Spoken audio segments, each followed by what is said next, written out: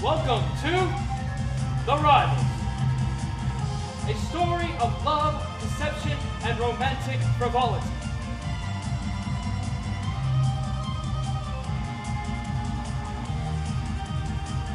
This is Lydia.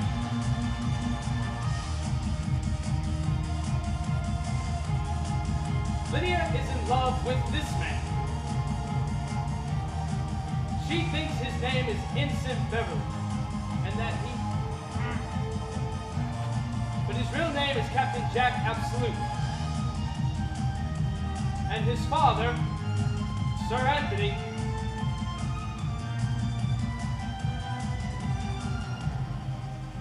and Lydia's guardian, Mrs. Malaprop,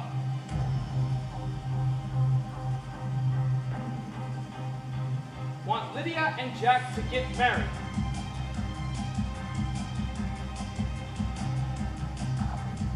She refuses because she loves Ensign Beverly, who is actually Jack. Meanwhile, Falkland loves Julia.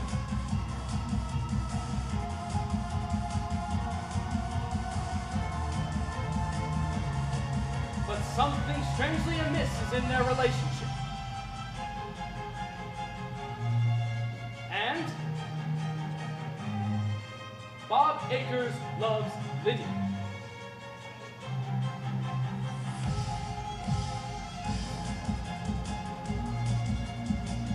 And Mrs. Malaprop loves Lucius O. Trigger. But he thinks she is someone else named Delia. Don't ask. Will true love triumph in the end?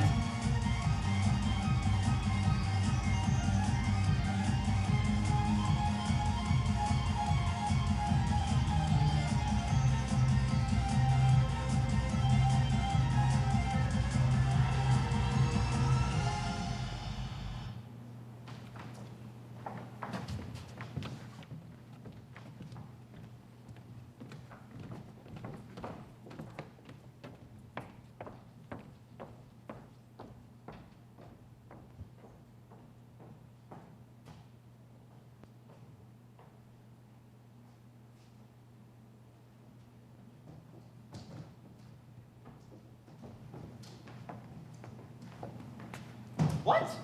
Thomas? Schwartz, is he? What? Thomas! Thomas! Hey, how's life, Mr. Fact? Give us your hand, my old fellow servant. Excuse my glove, Thomas. I'm devilish glad to see you, my lad. Why, my prince of charioteers, you look as hardy.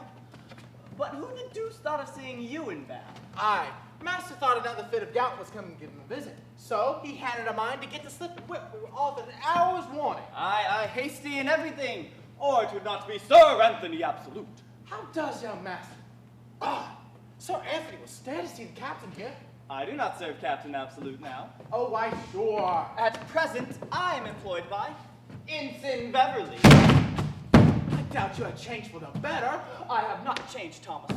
Well, haven't you said you'd left young Master? No. Well then, honest Thomas, I shall puzzle you no farther. Briefly then. Captain Absolute and Ensign Beverly are one and the same person. The devil they are. So it is indeed, Thomas. The ensign half of my master being on guard at present. The captain has nothing to do with me. So, what? This is some freak I want. Do tell us, Mr. Fagg, the meaning of it. You know I trusted you. You'll be secret, Thomas. As a co-trolls. Why, then the cause of this is love. Love, Thomas. Aye. I figured there'd be a lady in the case. But pray, Mr. Fagg, why does young Master pass only as ensign and not shabbed as general indeed? Ah, there lies the mystery of the matter. Harkye, Thomas. My master is in love with a lady of a very singular taste. A lady who likes him better as a half-pay ensign than if she knew he was son and heir to Sir Anthony Absolute, a baronet with 3,000 a year. That is very odd taste indeed. But pray, Mr. Fagg, has she got the stuff? Is she rich, eh? Rich? Why, I believe she owns half the stocks. Sounds, Thomas, she could pay the national debt as easy as I could my washerwoman. She has a lapdog that eats out of gold, a parrot which she feeds with small pearls, and all her thread paper are made of banknotes. May one hear her name? Miss Lydia Languish. But there's an Turbot in the way. though, by the by, she has never seen my master, for he got acquainted with Miss while on visit in Gloucester. Well, I wish they harnessed in matrimony at once, Mr. Fagg, but pray, what is there to do in this bath? I hear a more to merrymaking, hey? Oh, pretty well, Thomas, pretty well. It's a good lounge. Yes, but what do the folks do here? Oh, there are little amusements enough. In the morning, we go to the pump room. No, neither my master nor I drink the water. After breakfast, we saunter on the parades or play a game at billiards. At night, we dance. Oh, Mark, Thomas. "'Tis Captain. Is that the lady with him?" No. That is Madame Lucy, my master's mistress's maid. They lodge at that house. But I must after him to tell him the news. Oh, he's giving her money. Well, Mr. Fagg, Goodbye, Thomas. I have an appointment this evening at Giant's Court at 8. Meet me there and we'll make a little party. zounds.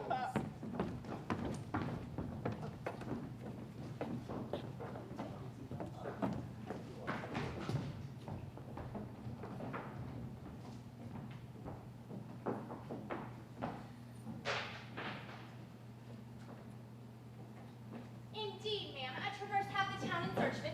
I don't believe there's a circulating library in Bath I hadn't been at. And could you not get the reward of constancy? No, indeed, ma'am. Nor the fatal connection? No, indeed, ma'am. Nor the mistakes of the heart? Ma'am, as ill luck would have it, Mr. Bull said Miss Suki Saunter had just fetched it away. Hey ho! Did you inquire for the delicate distress? Or the memoirs of Lady Woodford? Yes, indeed, ma'am. I asked everywhere for it, and I might have brought it from Mr. Fredericks, but Lady Slatin Lounger, who had just sent it home, had so soiled and dog-eared it wasn't fit for a Christian to read. Oh, yes, I always know when Lady Slattern has been before me. She has the most observing thumb, and I believe cherishes her nails for the convenience of making marginal notes. Well, child, what have you brought me? Oh, here, ma'am.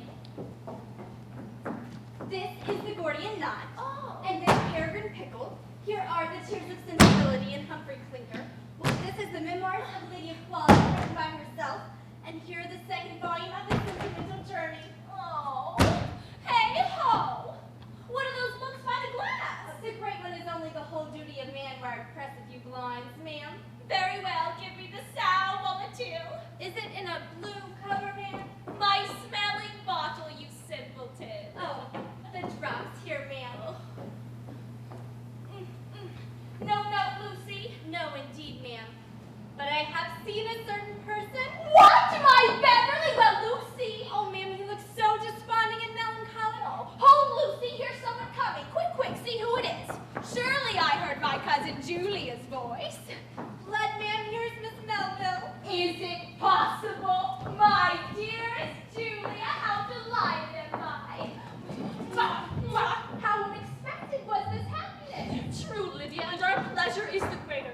But what has been the matter? You were denied to me at first. Ah, Julia, I have 1,000 things to tell you. But first, inform me. What has conjured you to Bath? Is Sir Anthony here? He is. We arrived within this hour. And I suppose he will be here to wait on Mrs. Malaprop as soon as he is dressed. Then, before we are interrupted, let me impart to you some of my distress. I know your gentle nature will sympathize with me, though your prudence may condemn me. My letters have informed you of my whole connection with Beverly, but I've lost him, Julia. My aunt has discovered our intercourse by note she intercepted and has confined me ever since. Yet, would you believe it? She has fallen absolutely in love with a tall Irish baronet she met one night since we have been here at Lady McRumple's round. You jest, Lydia. No, upon my word. She has absolutely fallen in love with him. Then surely she is now more indulgent to her niece. Quite the contrary. Since she has discovered her own frailty, she has become more suspicious of mine. Then I must inform you of another plague. That odious Acres is to be in Bath today, so that I protest I shall be teased out of all spirits. Come, Lydia, hope for the best. Sir Anthony shall use his interest with Mrs. Malaprop. But you have not heard the worst. Unfortunately, quarreled with my poor Beverly just before my aunt made the discovery, and I haven't seen him since to make up. What was his offense? Nothing at all. But I don't know how it was. As often as we had been together, we had never had a quarrel. And somehow I was afraid he would never give me the opportunity. So, last Thursday, I wrote a letter to myself to inform myself that at that time Beverly was paying his addresses to another woman. I signed it, your friend unknown, showed him the letter, charged him with his falsehood, put myself into a violent passion and vowed to never see him more. And you let him depart so and have not seen him since? 'Twas the next day my aunt found the man round. I only intended to tease him 3 days and a half, and now I've lost him forever. If he is as deserving and sincere as you have represented him to me, he will never give you up so. Yet, consider, Lydia, you tell me he is but an ensign and you have 30,000 pounds. But you know I lose most of my fortune if I marry without my aunt's consent till of age, which is exactly what I have determined to do ever since I knew the penalty. Nor could I love the man who would wish to wait a day for the alternative. Nay, this is caprice. What? Does Julia tax me with caprice? I thought her lover Falkland inured her to it. I do not love even his faults. But apropos, you have sent to him, I suppose. Oh, not yet, upon my word. Nor has he the least idea of my being in Bath. Sir Anthony's resolution was so sudden I could not inform him of it. Well, you are your own mistress, Julia, though under the protection of Sir Anthony. Yet have you for this long year been the slave of the caprice, the whim, the jealousy of this ungrateful Falkland, who will ever delay assuming the right of a husband, while you suffer him to be equally imperious as a lover. Nay, you are wrong entirely. We were contracted before my father's death. That and some consequent embarrassments have delayed what I know to be my Falkland's most ardent wish. He is too generous to trifle on such a point, and for his character you wrong him there too. No, Lydia, he is too proud, too noble to be jealous. If he is captious, 'tis without dissembling, if fretful, without rudeness. This temper, I must own, has cost me many unhappy hours, but I've learned to think myself his debtor for those imperfections which arise from the ardor of his love. Well, I cannot blame you for defending him, but tell me candidly, Julia, had he never saved your life, do you think you should be as attached to him as you are now? Believe me, the rude blast that overset your boat was but a prosperous gale of love to him. Gratitude may have strengthened my attachment to Mr. Falkland, but I loved him before he preserved me. Yet surely that alone were an obligation sufficient. Obligation? Why, a water spaniel would have done as much. Well, I should never think of giving my heart to a man just because he could swim. Come, Lydia, you are too inconsiderate. Nay, I do but jest. What's here? Oh, ma'am, here is Sir Anthony Absolute just come home with your aunt. Lucy, do you watch? Thou not come here. Yet I must go. Sir Anthony does not know I am here, and if we meet, he'll detain me to show me the town. I'll take another opportunity of paying my respects to Mrs. Malaprop when she shall treat me as long as she chooses, with her select words so ingeniously misapplied without being mispronounced. Oh, but ma'am, they are both coming upstairs. Well, I'll not detain you, cuz. Adieu, my dearest Julia. I am sure you are in haste to send to Falkland. What? I do. Here, my dear Lucy, hide these books. Quick, quick, fling Peregrine Pickle under the toilet, throw Roderick Random into the closet, put the innocent adultery into the whole duty of man, thrust Lord Ainsworth under the sofa, crab open behind the bolster. There'll now put the medicine into your pocket. So now lay Mr. Chapone in sight and leave her dicey sermons open on the table. Oh, burn it, ma'am, the hairdresser's torn away as far as proper pride. Never mind, open at sobriety. Fling me more Chesterfield sermons. Now for 'em. There, Sir Anthony! There sits the deliberate simpleton who wishes to disgrace her family and lavish herself on a fellow not worth a shilling. Madam, I thought You thought, miss? I don't know any business you have to think at all. Thought does not become a young woman. The point we would request of you is, will you promise to forget this fellow, to illiterate him, I say, quite from your memory? Madam, our memories are independent of our wills. It is not so easy to forget. But I say it is, miss. There is nothing in the world chooses to set about it. Why, I am sure I have as much forgot your poor, dear uncle as if he had never existed. And I thought it my duty so to do. And let me tell you, Lydia, these violent memories do not become a young woman. Why, surely she won't pretend to remember what she's ordered not. Aye, that comes from her reading. What crime, madam, have I committed to be treated thus? Now don't attempt to extirpate yourself from the matter. You know I have proof controvertible of it. But tell me, will you promise to do as you're bid?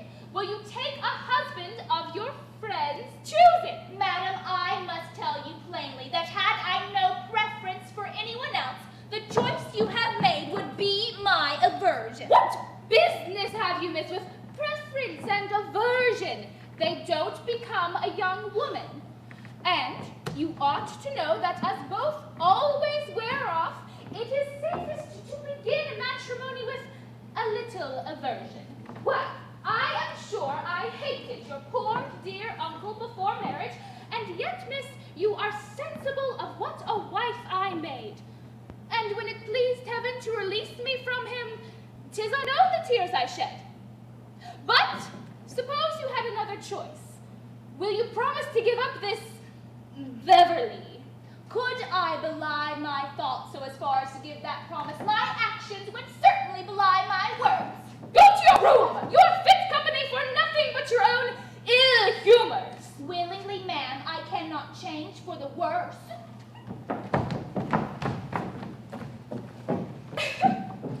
There's a little intricate hussy for you.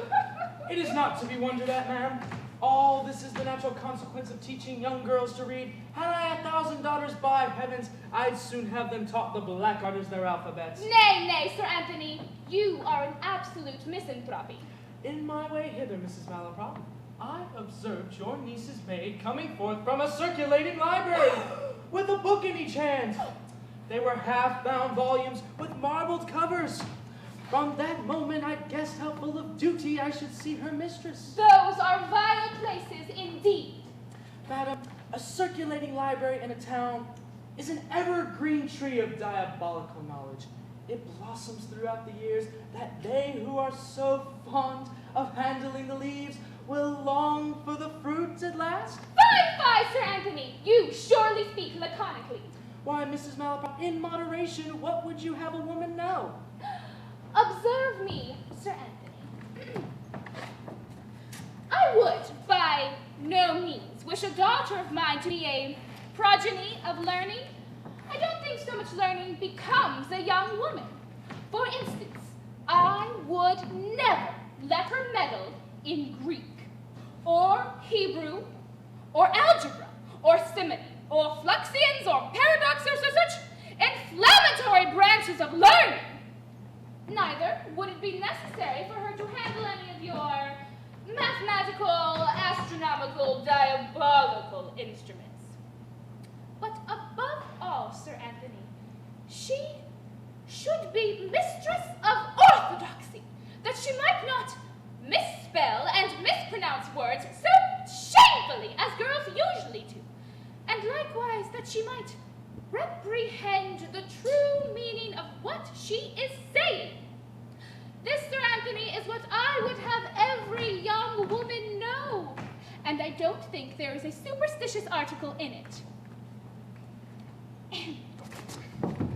Well, Mrs. Malaprop, I will dispute the point no further with you, though I must confess you are truly a moderate and polite arguer, for every third word you said was on my side of the question. But to the more important point in debate, you say you have no objection to my proposal? None, I assure you. I have under no positive engagement with Mr. Akers, and as Lydia is so obstinate against him, perhaps your son may have better success. Well, madam, I will write for the boy directly. He knows not a syllable of this yet, though I've had for some time this proposal in my mind. We have never seen your son, Sir Anthony, but I hope no objection on his side. Objection? Let him object if he dare. No, no, Mrs. Malaprop. Jack knows the least demur will put me in a frenzy. My process was always very simple. In their younger years, 'twas Jack do this. If he demurred, I knocked him down, and if he grumbled at that, I sent him out of the room. Well, Sir Anthony, I will give Mr. Akers his discharge and prepare Lydia to receive your son's invocations. And I pray you will represent her to the captain as an object not altogether illegible. I will handle the subject prudently, madam. Well, I must leave you now. Oh, let me beg of you, Mrs. Malaprop, do enforce this subject roundly with the girl. Take my advice. Keep a firm hand, and if she rejects the proposal, clap her under lock and key, and tell the servants to forget to bring her dinner for 3 or 4 days. You can't conceive how she'd come about. Well, at any rate, I shall be glad to get her from under my intuition. She has somehow discovered my partiality for Sir Lucius O'Trigger. Sure, Lucy can't have betrayed me. Nay, but the girl is such a simpleton, I should have made her confess it. Lucy! Lucy! Did you call, ma'am? Yes, girl. Did you see Sir Lucius while you was out? No, indeed, ma'am. Not a glimpse of him. You're sure, Lucy? You never mentioned. Oh, Gemini, I'd sooner cut my tongue out. Well, don't let your simplicity be imposed on. No. Ma'am? So, come again to me presently, and I shall give you another letter to Sir Lucius. And mind, Lucy, if you ever betray with what you are given, save it be other people's secrets to me, you forfeit my malevolence forever. And your being a simpleton shall be no excuse for your locality.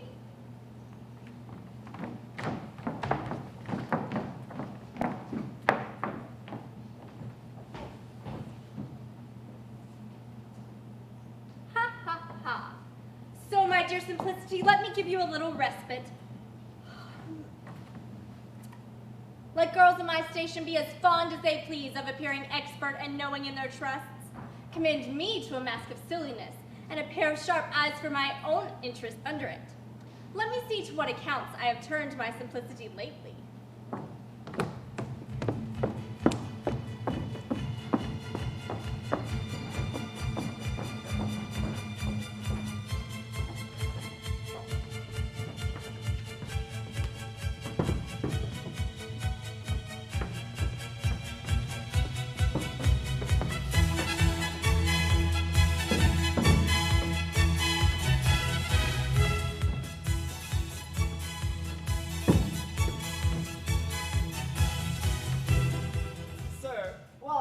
Sir Anthony came in, I told him you had sent me to inquire after his health and to know if he was at leisure to see you. And what did he say on hearing I was at Bath?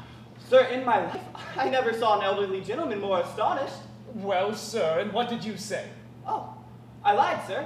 I forgot the precise lie, but you may depend on it. He got no truth from me. I think I hear Mr. Falkland coming, sir. Oh, go tell him I am here. Now for my whimsical friend. If he does not know his mistress is at Bath, I'll tease him a little before I tell him. Oh, Falkland, you are welcome at Bath again? You are punctual in your return? Yes, I had nothing to detain me when I had finished the business I went on. Well, what news since I left you? How stand matters between you and Lydia? Oh, faith, much as they were. I have not seen her since our last quarrel. However, I expect to be recalled every hour. Why don't you convince her to go off with you at once? What, and lose 2/3 of her fortune? You forget that, my friend. No, I could have brought her to that a long time ago. Nay, then, you trifle too long. If you are sure of her, propose to the aunt in your own character, and write to Sir Anthony for his consent. Softly, for though I am convinced that she would elope with me as Ensign Beverly, yet am I by no means certain that she would take me with the impediment of our friend's consent, a regular humdrum wedding and the reversion of a good fortune to my side. No, I must prepare her gradually for that discovery and make myself necessary to her before I risk it. Well, but Falkland, you will dine with us today at the hotel. Indeed I cannot. I am not in spirits to be of such a party. By heavens, I shall forswear your company. You are the most teasing, captious, incorrigible lover. Do love like a man. I own I'm unfit for company. For heaven's sake, what grounds can your whimsical brain conjure at present? Has Julia missed writing the last post? Or was her last too tender? Or too cool? Or too grave? Or too gay? Or... Nay, Jack. Why, her love, her honor, her prudence, you cannot doubt. Oh, upon my soul, I never have. But what ground for apprehension did you say? Heavens, are there not 1,000? I fear for her spirits, her health, her life. My absence may fret her, her anxiety for my return, her fears for me may oppress her gentle temper. And for her health, does not every hour bring me cause to be alarmed? If it rains, some shower may even then have chilled her delicate frame. If the wind be keen, some rude blast may have affected her. The dews of the evening, the heat of noon, may endanger the life of her, for whom only I value mine. Well then, Falkland, if you were convinced that Julia was well and in spirits, you would be entirely content? I should be happy beyond measure. I'm anxious only for that. Then to cure your anxiety at once, Miss Melville is in perfect health and is at this moment in Bath. Nay, Jack, don't trifle with me. She has arrived with my father within this hour. Can you be serious? I thought you knew Sir Anthony better than to be surprised at a sudden whim of this kind. Seriously then, it is as I tell you upon my honor. My dear friend, my dear Jack, now nothing on earth shall give me a moment's uneasiness. Sir, Mr. Akers just arrived, is below. Stay. Falkland, this Akers lives within a mile of Sir Anthony, and shall tell you how your mistress has been since you left her. Fag, show the gentleman up. What, is he much acquainted in the family? Oh, very intimate. I insist on your not going. Besides, his character will divert you. Well, I should like to ask him a few questions. Oh, he is likewise a rival of mine. That is, of my other selves. For he does not think his friend, Captain Absolute, ever saw the lady in question. 'Tis ridiculous enough to hear him complain to me of one Beverly, a concealed, skulking rival. Hush, he's here. Ah, my dear friend, noble captain, and honest Jack, how dost thou? Just arrived, fate, as you see, sir. Your humble servant. Ah, Bob, give me leave to introduce Mr. Falkland. Mr. Falkland, Mr. Akers. Sir, I am most heartily glad to see you. Sir, I solicit your connections. Hey, Jack, what? This is Mr. Falkland. Aye, Bob, Miss Melville's Mr. Falkland. Ah, so. She and your father could be but just arrived before me. I suppose you have seen them. Ah, Mr. Falkland, you are indeed a happy man. I have not seen Miss Melville yet, sir. I hope she enjoyed full health and spirits in Devonshire. Never knew her better in my life, sir. Never better. Odds blushes and blooms. She has been as healthy as the German spa. Indeed. I did hear she had been a little indisposed. Oh, false, sir. Only said to vex you. Quite the reverse, I assure you. There, Jack. Now you see she has the advantage of me. I had almost fretted myself ill. Now you are angry with your mistress for not having been sick? No, you misunderstand me. Yet, surely a little trifling indisposition is not an unnatural consequence of absence from those we love. Now confess. Don't you think, isn't there something unkind in this violent, robust, unfeeling health? Oh, it was very unkind of her to be well in your absence, to be sure. Well, sir, but you were saying that Miss Melville has been so exceedingly well. What then? She has been merry and gay, I suppose? Always in spirits, hey? Merry odds crickets. She has been the belle and spirit of the company wherever she has been. So lively and entertaining. So full of wit and humor. There, Jack, there. Oh, by my soul, there's an innate levity in woman that nothing can overcome. Have done! What happy and I way. What foolishness this is! Just a moment ago, you were only anxious for your mistress's spirits. Why, Jack, have I been the joint spirit of the company? No, indeed you have not. Have I been lively and entertaining? No, upon my word, I quit you. Have I been full of wit and humor? Faith, to do you justice, you've been confounded stupid indeed. What tomorrow, gentlemen? He is only expressing his great satisfaction at hearing that Julia has been so well and happy. That's all, eh, Falkland? Oh, I am rejoiced to hear it. Yes, she has a happy disposition. That she has indeed. Fool that I am to fix all my happiness on such a trifler. What can you just say to this, sir? Why, that I should be happy my mistress was so merry, sir. Nay.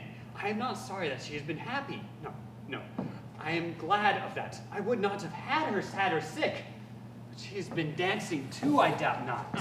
What does the gentleman say about dancing? That the lady we speak of dances as well as she sings. Aye, truly does. There was at our last... There! I told you so! I told you so! Oh, she thrives in my absence. Dancing. But her whole feelings have been in opposition with mine. I have been anxious, silent, pensive, sedentary. My days have been hours of care, my nights of watchfulness. She has been all health, spirit, laugh, song, dance. I must leave you. I own I'm somewhat flurried, and that confounded Luby has perceived it. Aye, you are in a hurry to throw yourself at Julia's feet. I am not in a humor to be trifled with. I shall see her only to upbraid her. Nay, stay, Falkland, and thank Mr. Akers for his good news. Curse his news! Poor Falkland. 5 minutes since, nothing on earth could give him a moment's uneasiness. The gentleman wasn't angry at my praising his mistress, was he? A little jealous, I believe, Bob. You don't say. Jealous of me.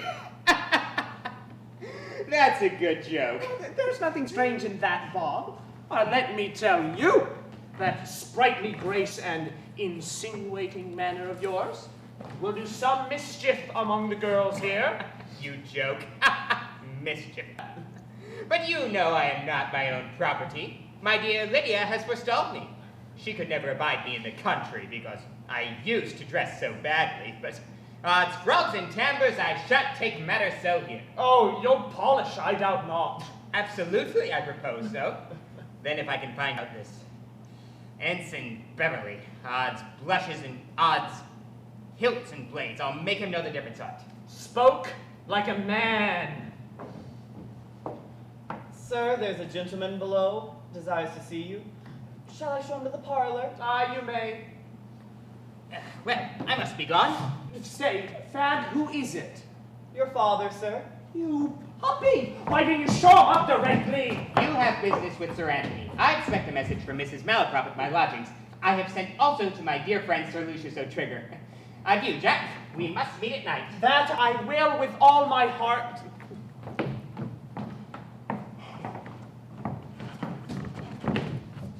Now for a parental lecture.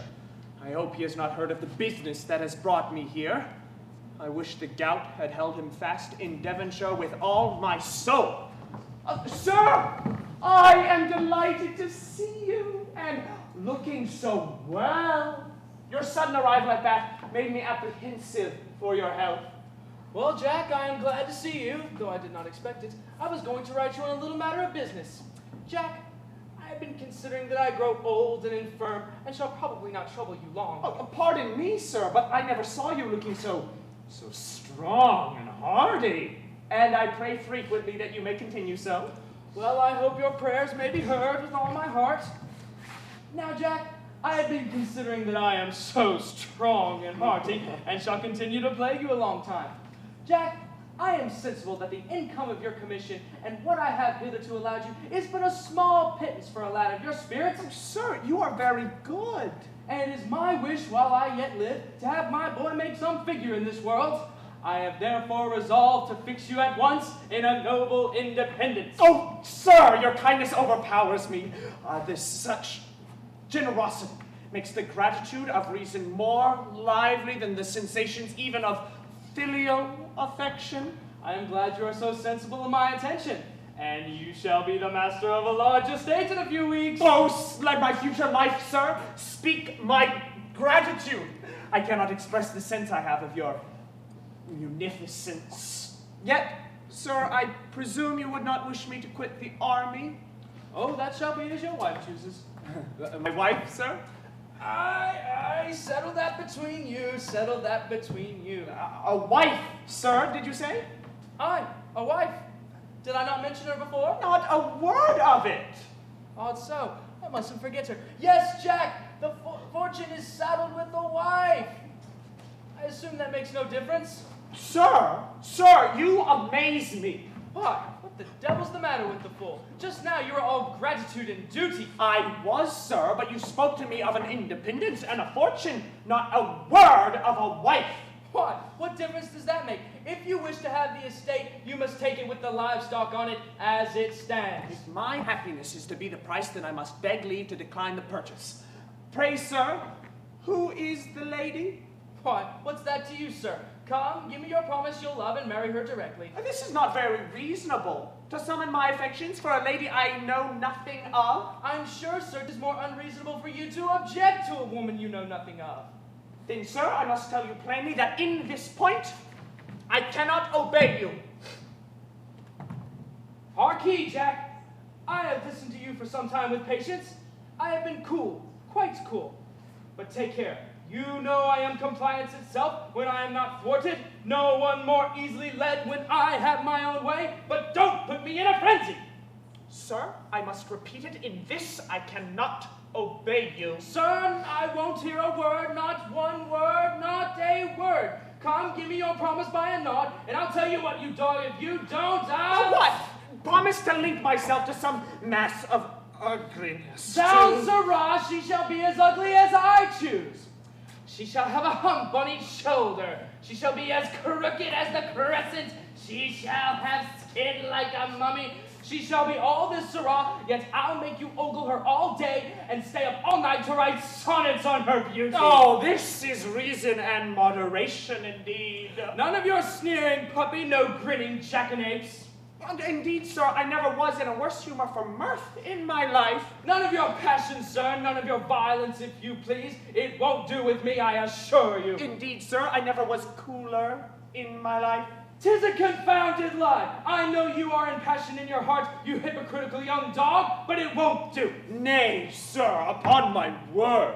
So you will fly out? What the devil good can passion do? Passion is of no service. You impudent, insolent, overbearing reprobate.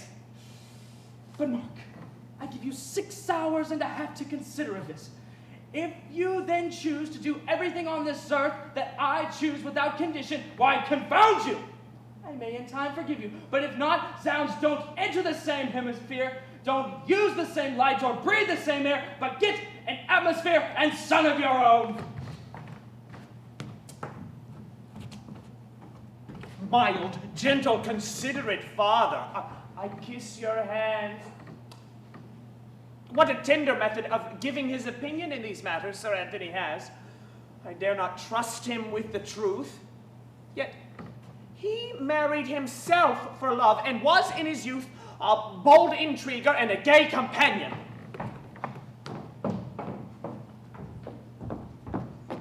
So, I shall have another rival to add to my mistress's list. Captain Absolute. However, I shall not enter his name till my purse has received notice in form. Poor Acres is dismissed.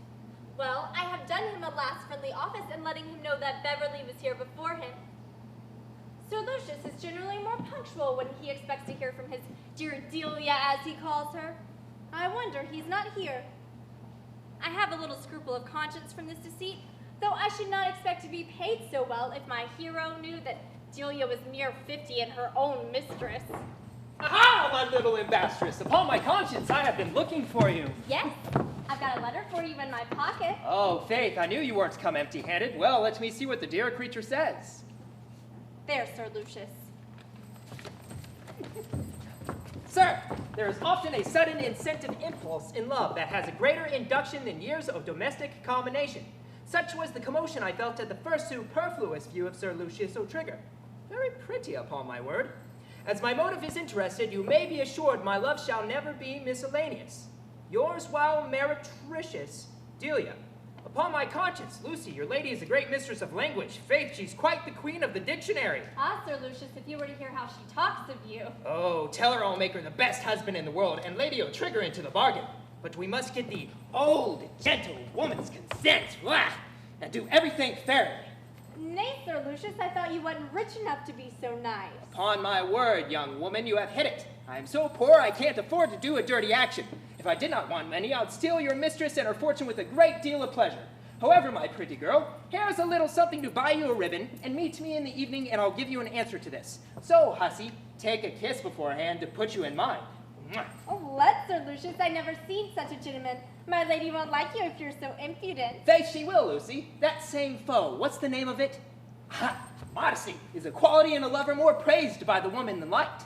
So, if your mistress asks you whether Sir Lucius ever gave you a kiss, tell her 50, my dear. What? Would you have me tell her a lie? Ah, then, you baggage, I'll make it a truth presently. For shame, here is someone coming. Oh, faith, I'll bite your conscience. Mwah.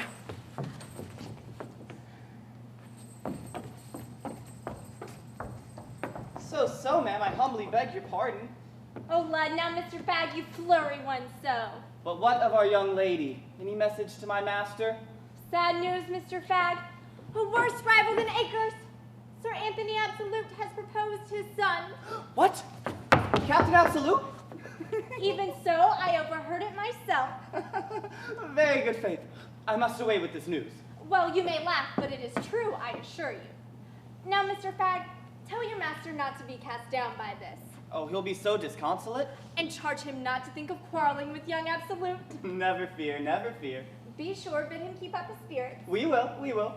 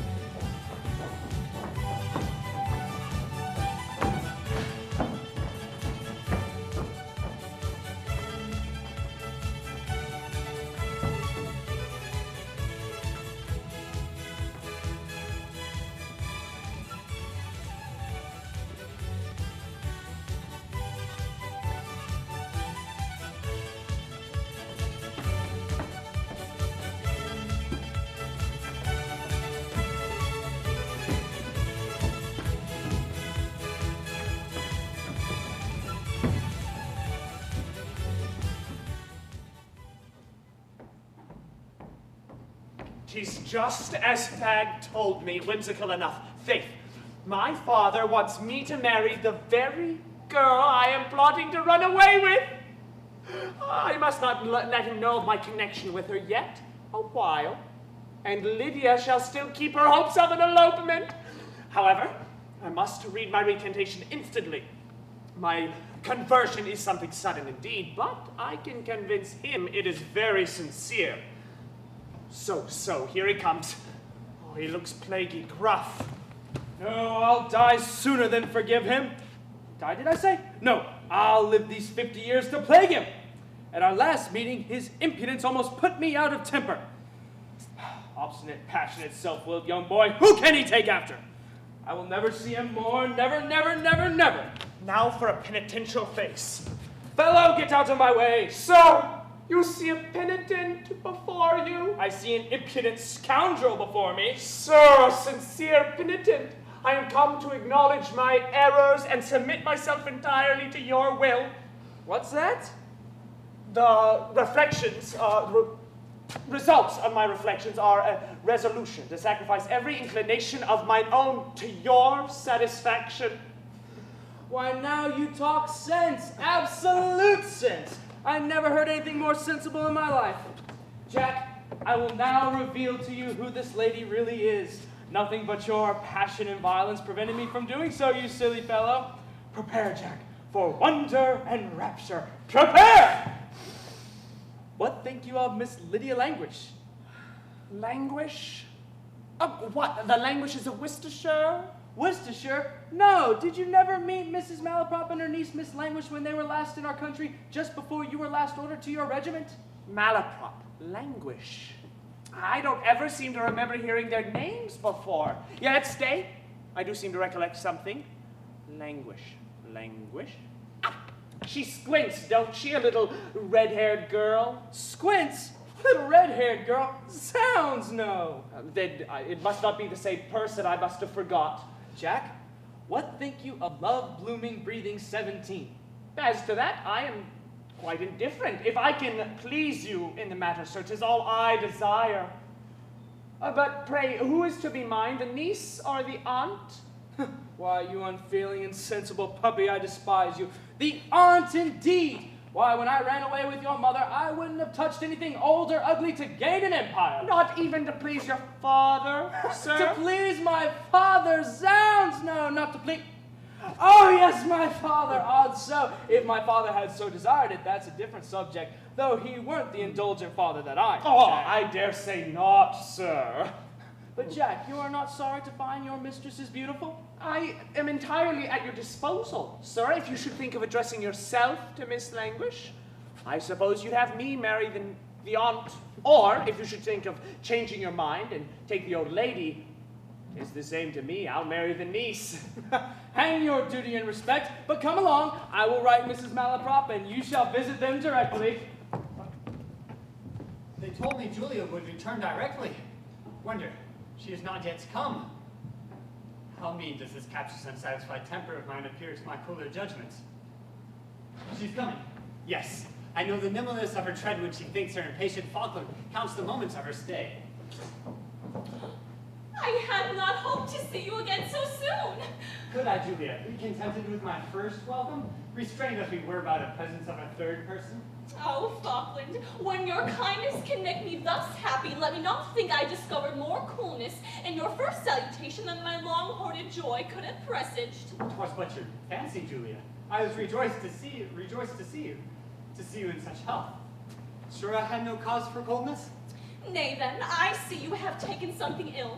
You must not conceal from me what it is. Well then, shall I own to you? But you'll despise me, Julia. Nay, I despise myself for it. Yet, I will own that my joy at hearing of your health and arrival here by your neighbor Acres was something damped by his dwelling much on the high spirits you had enjoyed in Devonshire. On your mirth, your singing, dancing, and I know not what. For such is my temper, Julia, that I should regard every mirthful moment in your absence as a treason to constancy. The mutual tear that steals down the cheek of parting lovers is a compact that no smile shall live there till they meet again. Must I never cease to tax my Falkland with this teasing, minute caprice? Can the idle reports of a silly boor weigh in your breast against my tried affection? They have no weight with me, Julia. No, no. I am happy if you've been so. Yes, only say that you did not sing with mirth. Say that you thought of Falkland in the dance. I never can be happy in your absence. If I wear a countenance of content, it is to show my mind holds no doubt of my Falkland's truth. You were ever all goodness to me. Oh, I am a brute when I but admit a doubt of your true constancy. If ever, without such cause from you as I will not suppose possible, you find my affections veering but a point, may I become a proverbial scoff for levity and base ingratitude. Oh, Julia, that last word is grating to me. I would I had no title to your gratitude. Search your heart, Julia. Perhaps what you've mistaken for love is but the warm effusion of a too thankful heart. Then try me now. Let us be free as strangers as to what is past. My heart will not feel more liberty. There now, so hasty, Julia, so anxious to be free. If your love for me were fixed and ardent, you would not lose your hold even though I'd wished it. No, you torture me to the heart. I cannot bear it. I do not mean to distress you. If I loved you any less, I should never give you an uneasy moment. But hear me, all my fretful doubts arise from this. Women are not used to weigh and separate the motives of their affections. The cold dictates of prudence, gratitude, or filial duty may sometimes be mistaken for the pleadings of the heart. I know not whither your insinuations would tend, as they seem pressing to insult me. I will spare you the regret of having done so. I have given you no cause for this. In tears. Stay, Julia. Stay but for a moment. The door is fastened. Julia! My soul. But for one moment. I hear her sobbing. Steph, what a brute I am to use her thus. Yet stay. Aye, she's coming now. A little resolution there is a woman, how a few soft words can turn them. No faith. She is not coming either. This is not steadiness, but obstinacy. Yet, I deserve it. What, after so long an absence to pour with her tenderness? 'Twas barbarous and unmanly. I should be ashamed to see her now. I'll wait till her just resentment is abated, and when I distress her so again, may I lose her forever.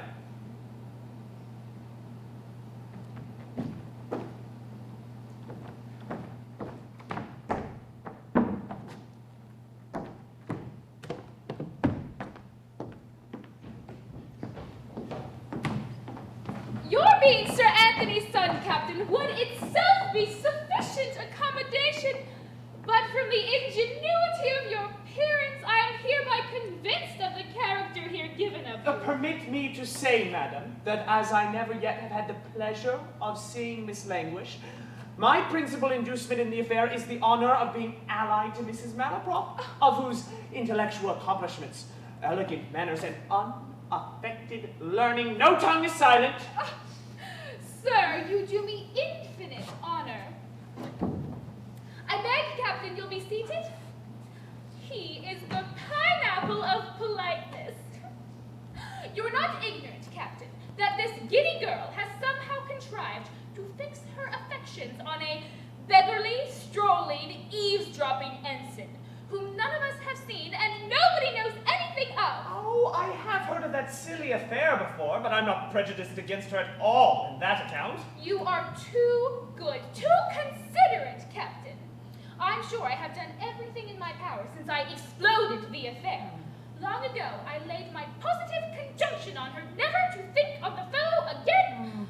But I am sorry to say she has resolved to decline every particle I enjoin her. It must be very distressing indeed, ma'am. It gives me the hydrostatics to such a degree. I thought she had persisted from corresponding with the fellow, but behold, this very day I have interceded another letter from the fellow. I believe I have it in my pocket. Oh, the devil, my last note. Aye, here it is. Aye, my note indeed. Oh, the little traitress, Lucy.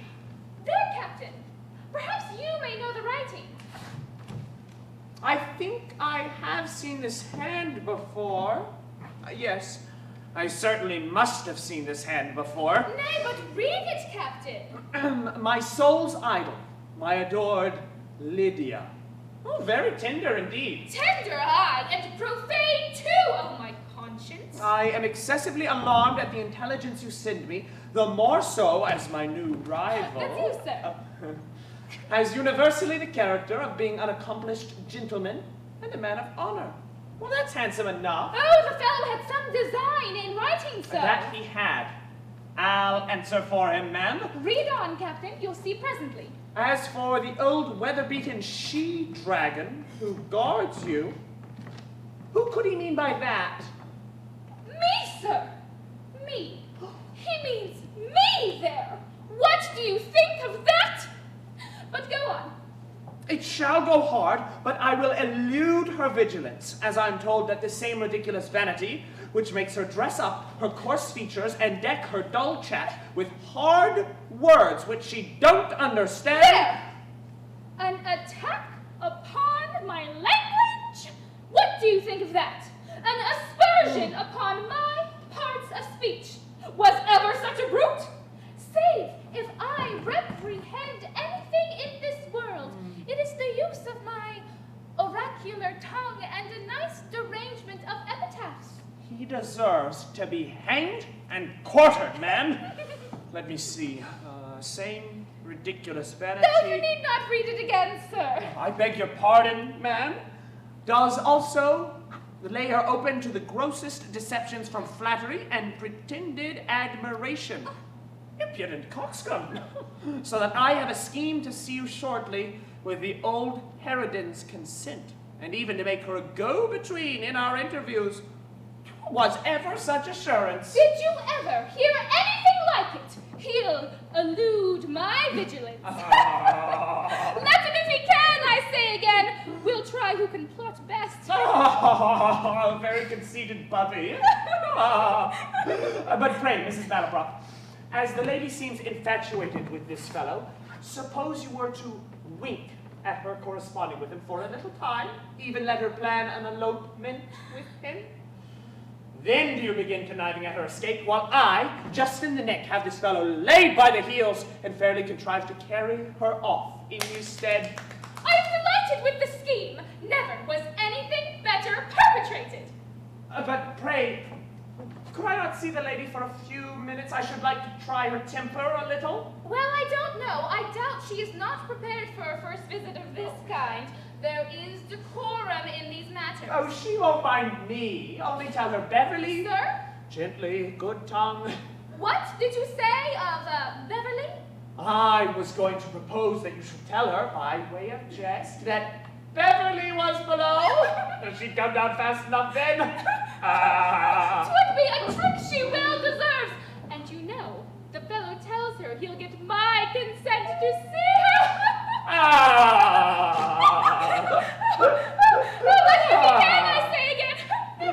Lydia, come down here. He'll make me a go-between in their interview. Come down, I say, Lydia. I don't wonder at your laughing, sir. His impudence is truly ridiculous. Oh, it is ridiculous indeed, ma'am, upon my soul. The little hussy won't hear. Well, I'll go tell her at once who it is. She shall know that Captain Absolute is here to wait on her, and I'll make her behave as becomes a young woman. As you please, ma'am.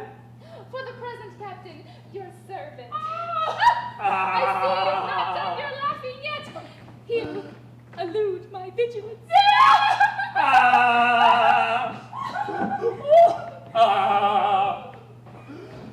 One might think I could throw off all disguises at once and seize my prize with security.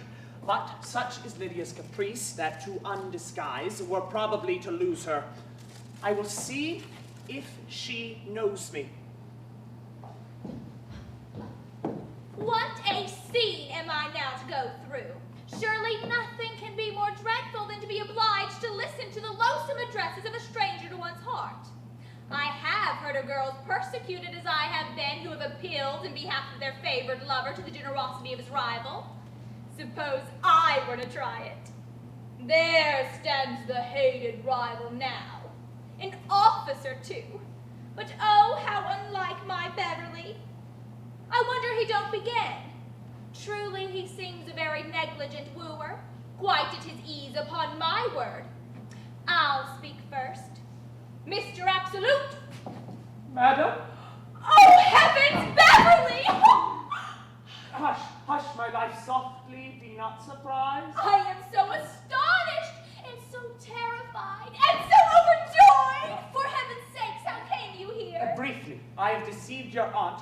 I was informed that my new rival was to visit here this evening, and, contriving to have kept him away, have passed myself on her for Captain Absolute. Oh, charming, and she really takes you for the young Absolute? Oh, she's convinced of it. I can't forbear laughing to think how her sagacity is overreached. But we trifle with our precious moments. Let me conjure my kind, my condescending angel, to fix the time when I may rescue her from undeserved persecution, and with a licensed warmth plead for my reward.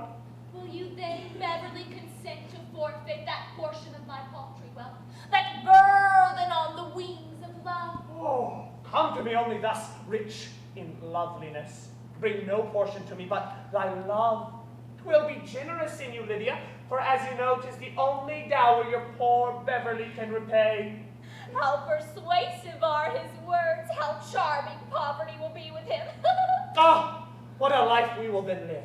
Love shall be our idol and support. We shall worship him in monastic strictness, abjuring all worldly toys, to center every thought and action there. Proud of calamity, we will enjoy the wreck of wealth, while the surrounding gloom of adversity shall make the flame of our pure love show doubly the bright. I am impatient to know how the little hussy is deporting herself. So pensive, Lydia, is then your warmth abated? Warmth abated. So, she's been in a passion, has she? No, nor ever can while I have life. An ill-tempered little devil. She'll be in a passion all her life, will she? Think not the idle threats of my ridiculous aunt can never have any weight with me. Very dutiful, upon my word. Let her choice be Captain Absolute. But Beverly is mine. I am astonished at her assurance.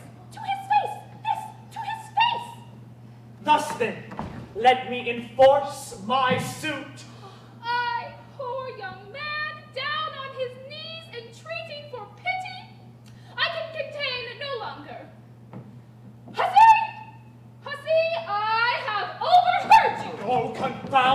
Rachel. Captain Absolute, I know not how to apologize for her shocking rudeness. So all's not lost, I find. I have hopes that time will bring the young lady to... There is nothing to be hoped for from her. She is as headstrong as an allegory on the banks of Nile. Nay, madam, what do you charge me with now? Why, thou unblushing rebel! Didn't you tell the gentleman to his face that you loved another better? Didn't you say you never would be his? No, madam, I did not. Good heavens! What assurance! Lydia, you ought to know that lying don't become a young woman. Didn't you boast that Beverly, that stroller Beverly, possessed your heart? Tell me that, I say. 'Tis true, ma'am, and none but Hold! Beverly. Hold! You shall not be so rude! Nay, pray, Mrs. Malaprop, don't stop the young lady in her speech.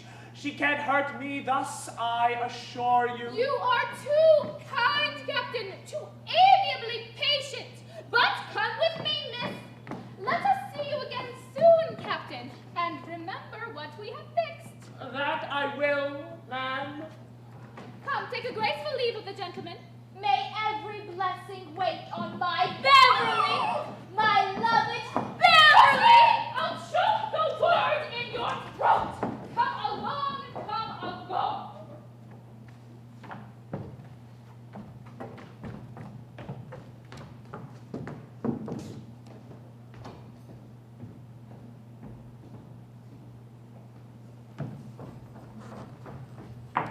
Mr. Eckers! My dear Sir Lucius, Pray, my friend, what has brought you so suddenly to Bath? think I have followed Cupid's jack-o'-lantern and find myself in a quagmire at last. In short, I have been very ill-used, Sir Lucius. I don't choose to mention names, but look on me as on a very ill-used gentleman. What is the case? Pray, I ask for no names. Mark me, Sir Lucius. I falls as deep as need be in love with a young lady. Her friends take my part. I follow her to Bath, send word of my arrival, and receive answer that the lady is to be otherwise disposed of. This, Sir Lucius, I call being ill-used. Very ill upon my conscience. Pray, can you divine the cause of it? Why, there's the matter. She has another lover, one Beverly, who I am told is now in Bath. Odd slanders and lies. He must be at the bottom of it. A rival in the case, is there? And you think he has supplanted you unfairly? Unfairly? To be sure, he could never have done it fairly. Then sure you know what is to be done. Not I, upon my soul. We wear no swords here, but you understand me. What, fight him? Aye, to be sure. What can I mean else? But he has given me no provocation. Now I think he has given you the greatest provocation in the world. Can a man commit a more heinous offense against another than to fall in line with the same woman? Oh, by my soul, it is the most unpardonable breach of friendship. Breach of friendship. Aye, aye. But I have no acquaintance with the man. I never saw him before in my life. That's no argument at all. He has less right than to take such a liberty. Gad, that's true. I grow full of anger, Sir Lucius. I fire apace. Odds, hilts, and blades. Your words are a grenadier's march to my heart. I believe courage must be catching. I do feel a kind of valor rising, as it were, a kind of courage, as I may say. Odds, flints, pans, and triggers, I'll challenge him directly. Come, there must be no passion at all in the case. These things should always be done civilly. I must be in a passion, Sir Lucius. I must be in a rage! Dear Sir Lucius, let me be in a rage if you love me. Come, here's pen and paper. I would the ink were red. Indict, I say, indict. How shall I begin? Odds, bullets and blades, I'll write a good bold hand, however. Pray, compose yourself. Come now, shall I begin with an oath? Do, Sir Lucius, let me begin with a... Foe, do the thing decently and like a Christian. Begin now. Sir, That's too civil by half. to prevent the confusion that might arise Well? from our both addressing the same lady, Aye, there's the reason. Same lady. Well? I shall expect the honor of your company. Sounds, I'm not inviting him to dinner. Pray be easy. Well then, honor of your company. To settle our pretensions. Well? Let me see. Aye, Kingsmead Fields will do. In Kingsmead Fields. So, that's done. Well, I'll fold it up presently. My own crest, a hand and dagger shall be the seal. You see now, this little explanation will put a stop at once to all confusion or misunderstanding that might arise between you. Aye, we fight to prevent any misunderstanding. Now I'll leave you to fix your own time. Take my advice and you'll decide it this evening if you can. Then let the worst come of it. 'Twill be off your mind tomorrow. Very true. So I shall see nothing more of you unless it be by letter till the evening. I'll do myself the honor of carrying your message, but to tell you a secret, I believe I shall have just such another affair on my own hands. There's a captain here who put a jest on me lately at the expense of my country, and I only want to fall in with the gentleman to call him out. By my valor, I should like to see you fight first. Odds life, I should like to see you kill him. If it was only to get a little lesson. I shall be very proud of instructing you. Well, for the present, but remember now, when you meet your antagonist, do everything in a mild and agreeable manner. Let your courage be as keen, but at the same time as polished as your sword.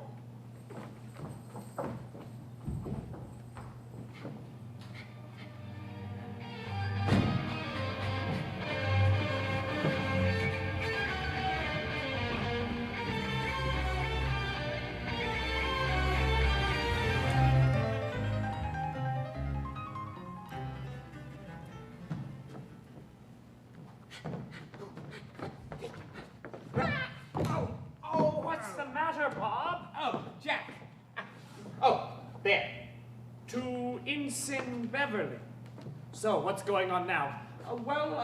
What's this? A challenge. Indeed, why, you won't fight him, will you, Bob? Egad, but I will, Jack. Sir Lucius has wrought me to it. He has left me full of rage. And I'll fight this evening that so much good passion mayn't be wasted. But what have I to do with this? Why, as I think you know something of this fellow, I want you to find him out for me and give him this mortal defiance. Well, give it to me, and trust me, he gets it. Thank you, my dear Jack, my dear friend, but it is giving you a great deal of trouble. No, not in the least. I beg you won't mention it. No trouble in the world, I assure you. You are very kind. What it is to have a friend. You couldn't be my second, could you, Jack? No. Oh, not in this matter, Bob. It wouldn't be quite so proper. Well, then I must fix on my friend Sir Lucius. I shall have your good wishes, however, Jack. Whenever he meets you, believe me.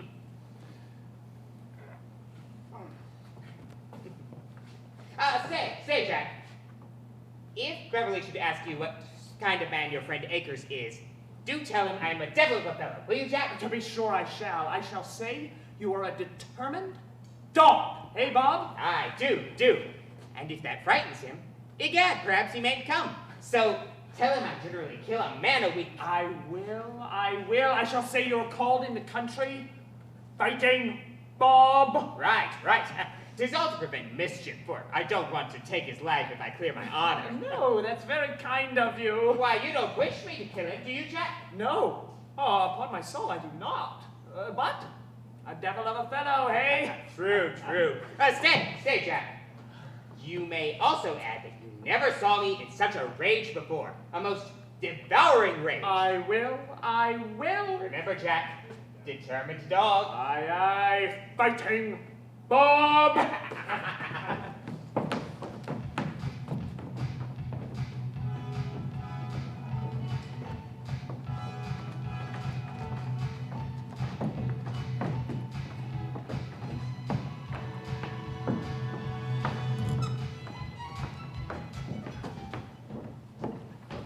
Why, thou perverse one, what can you object to him? Isn't he a handsome man? Tell me that. A genteel man, a pretty figure of a man. She little thinks of whom she is praising.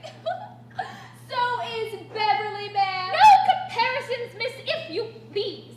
Comparisons don't become a young woman. No, Captain Absolute is indeed a fine gentleman. I, the Captain Absolute you have seen. Then he's so well bred, so full of alacrity and adulation, and has so much to say for himself. Oh, and in such good language, too. His physiognomy so grammatical, and his presence so noble. How enraged she'll be presently when she discovers her mistake. Sir Anthony and Captain Absolute are below, ma'am. Show them up here.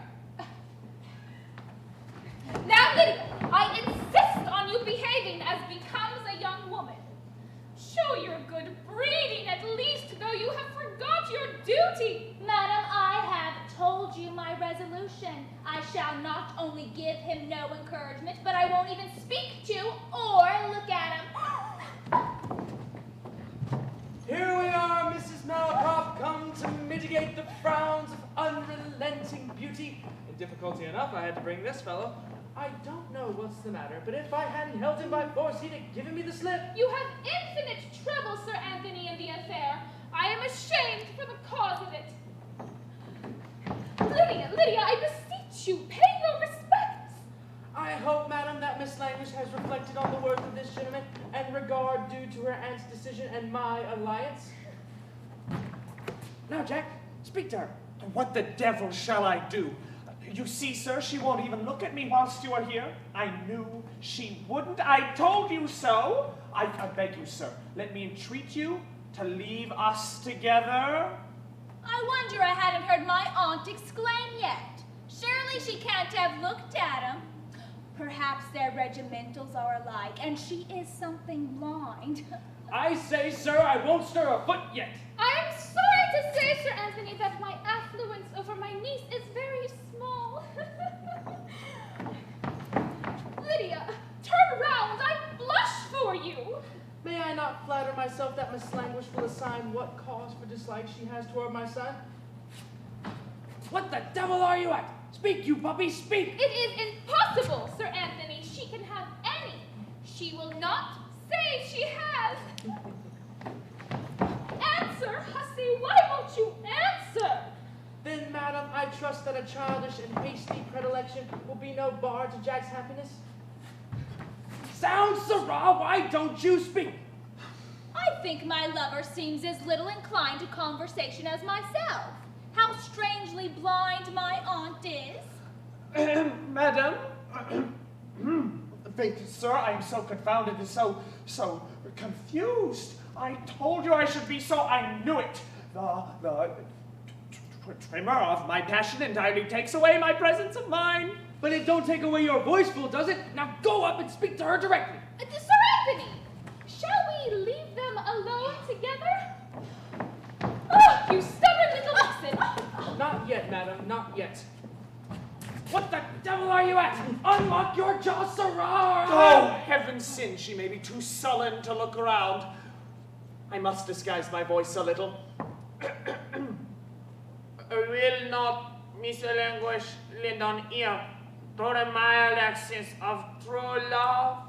Will What not... the devil ails the fellow? What are you at? Why don't you speak out? Not stand croaking like a frog in a frenzy. The excess of my awe in my modesty quite choke me. Your modesty again. I'll tell you what, Jack. If you don't speak out directly and glibly too, I shall be in such a rage. Mrs. Malaprop, I wish the lady would favor us with something more than a side front. So, all will out, I see. Be not surprised, Lydia, suppress all surprise at present. Heavens, 'tis Beverly's voice. Sure he can't have imposed on Sir Anthony too. Is it possible? My Beverly! How can this be? Oh, my Beverly! Oh, she's all over. Beverly? The devil. Beverly? This is my son, Jack Absolute. For shame, hussy, for shame! Your head runs so on that fellow that you have him always in your eyes. Beg Captain Absolute's pardon directly?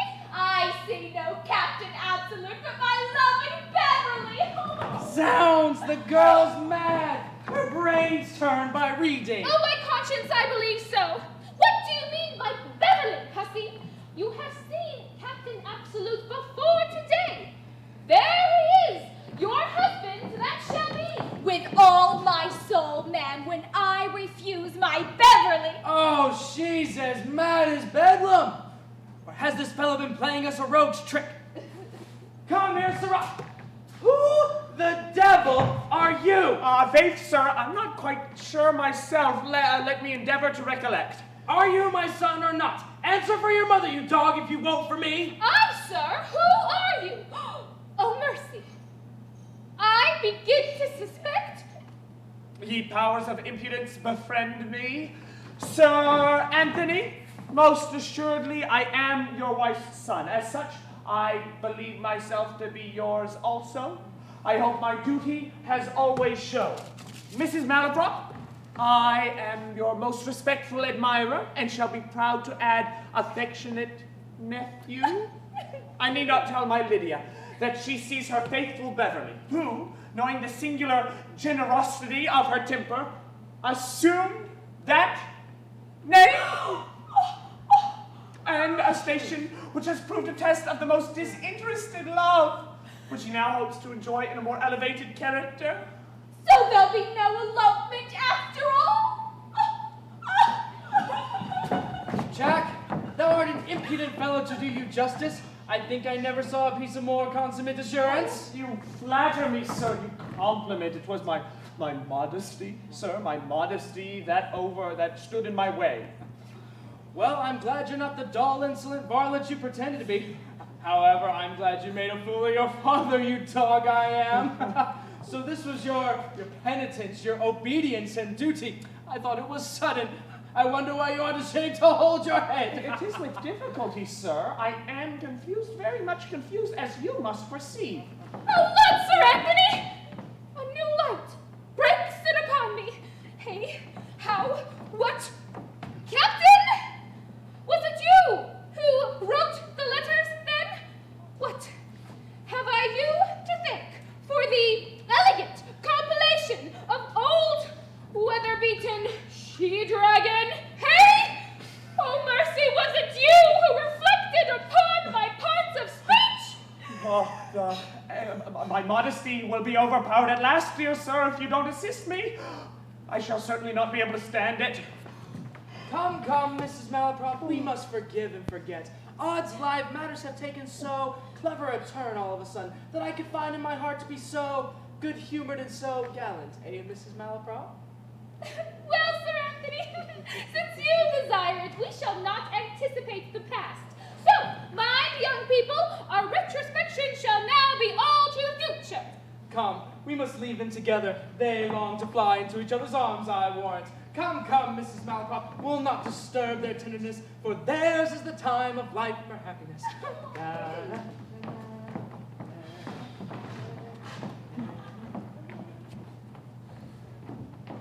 So much thought bodes me no good.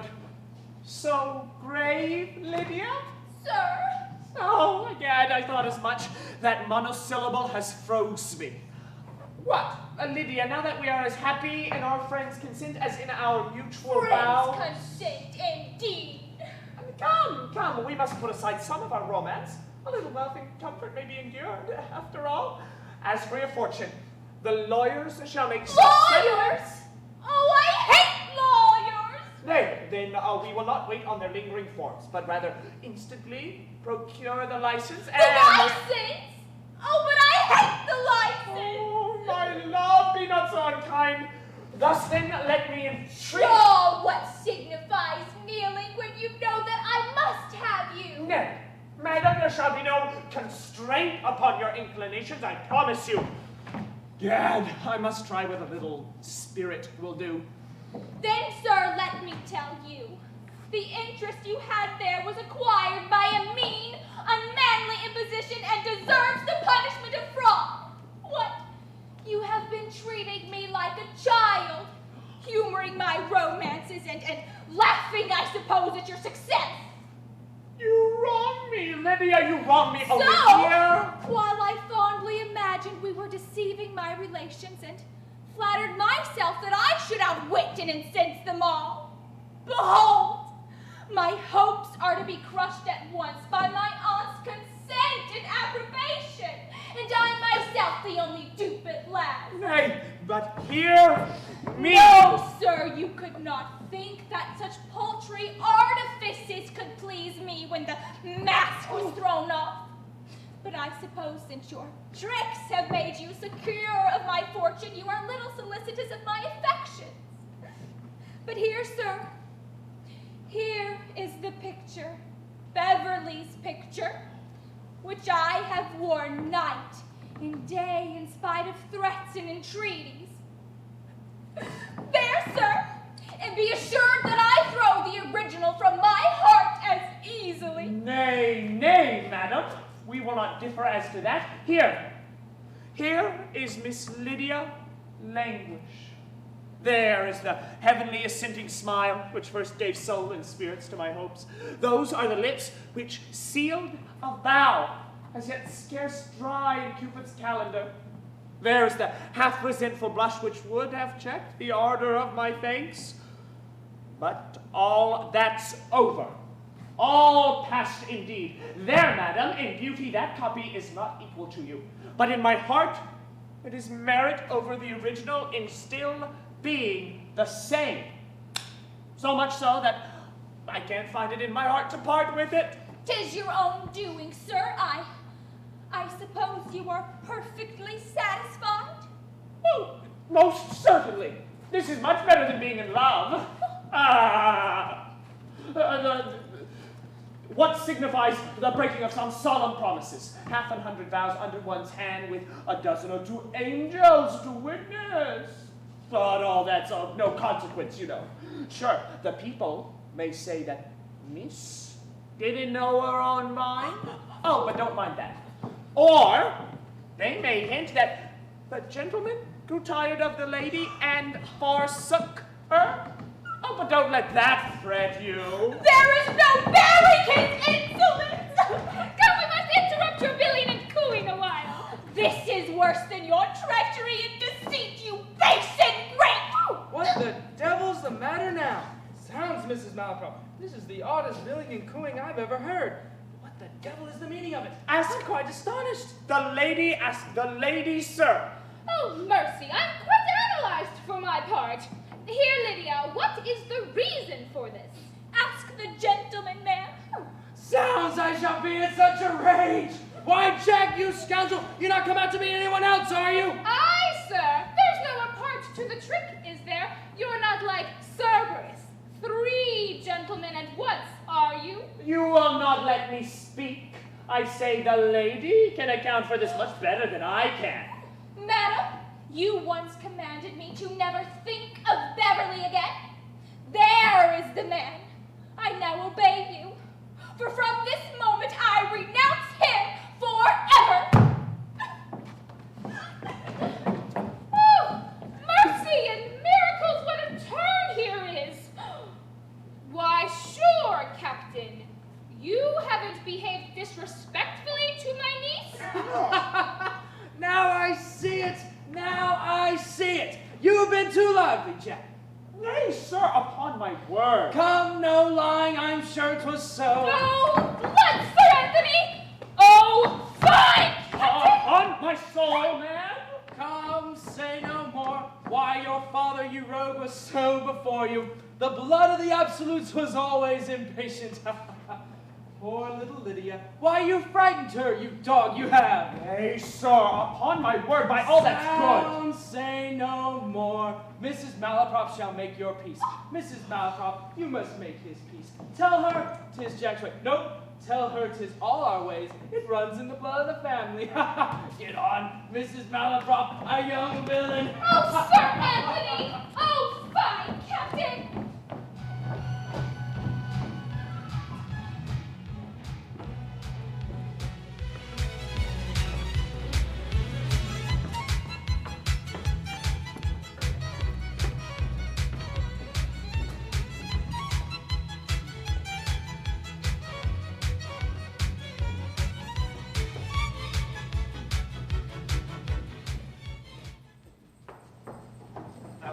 Where this Captain Absolute hides himself. To what fine purpose have I been plotting? What noble reward for all my schemes? On my soul. Oh, little gypsy, I had no idea her romance could have made her so absurd, either. Just death. I never was in a worse humor in my life. I could cut my own throat or anyone else's with the greatest pleasure in the world. Faith, I'm in the luck of it. I never could have found him in a sweeter temper for my purpose. Now to enter into conversation with him, and so quarrel genteelly. With regard to that matter, Captain, I must beg leave to differ in opinion with you. Well, upon my soul, sir, you must be a very subtle disputant, because I happened just then to be giving no opinion at all. That's no reason. For give me leave to tell you, a man may think an untruth as well as speak one. Very true, sir. But if the man should never utter his thoughts, I should think they might stand a chance of escaping controversy. Then, sir, you differ in opinion with me, which amounts to the same thing. Hark ye, Sir Lucius, if I had not before known you to be a gentleman, I should not have discovered it at this interview. For what you can drive at, unless it is to quarrel with me, I cannot conceive. I humbly thank you, sir, for the quickness of your apprehension. You have named the very thing I would be at. Well, then I will certainly not balk your inclinations. However, I should be pleased to, if you would explain your motives. Pray, sir, be easy. The quarrel is a very pretty quarrel as it stands. Oh, but you have a very short memory, because you could have not forgotten the affront you passed on me within this week. So no more, but name your time and place. Since you are so bent on it, the sooner the better. Let it be this evening, here, at the Spring Gardens. We shall scarcely be interrupted. If it is the same to you, Captain, I shall take it as a particular kindness if you would let us meet in Kingsmead Fields, as a little business will call me there about 6 o'clock, and I shall dispatch both matters at once. Oh, 'tis the same to me exactly. A little after 6, then we will discuss these matters more seriously. If it please you, sir, it will be very small sword light, though it won't do for a long shot. So that matter is settled, and my mind's at ease. Oh, well met, Falkland. I was going to look for you. Oh, Falkland. All the demons of spite and disappointment have conspired against me. If I had not the prospect of being knocked on the head, I should scarce have reason to tell you the cause. What can you mean? Has Lydia changed her mind? I should have thought your duty and inclination would now have pointed to the same object. Aye, as do the eyes of a person who squints. For when her one eye was fixed on me, her love eye, to other, her eye of duty, was finally obliqued. But when duty bid her point the same way, off the other turned on a swivel and secured its retreat with a frown. But what's the resource? Oh!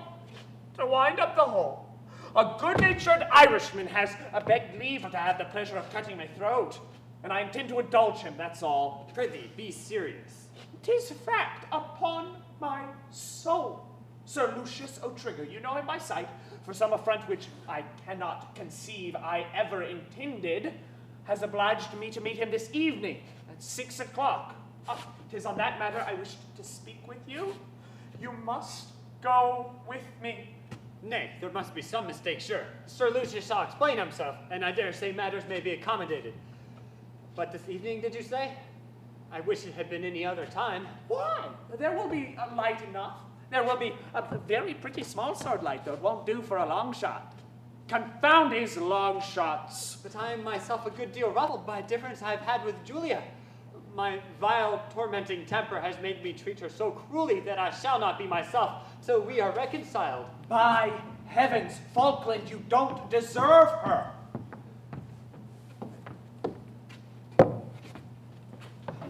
Oh, Jack, this is from Julia. I dread to open it. I fear it may be to be taken last leave. Perhaps to bid me return her letters and restore. Oh, how I suffer for my folly. Well, give it here.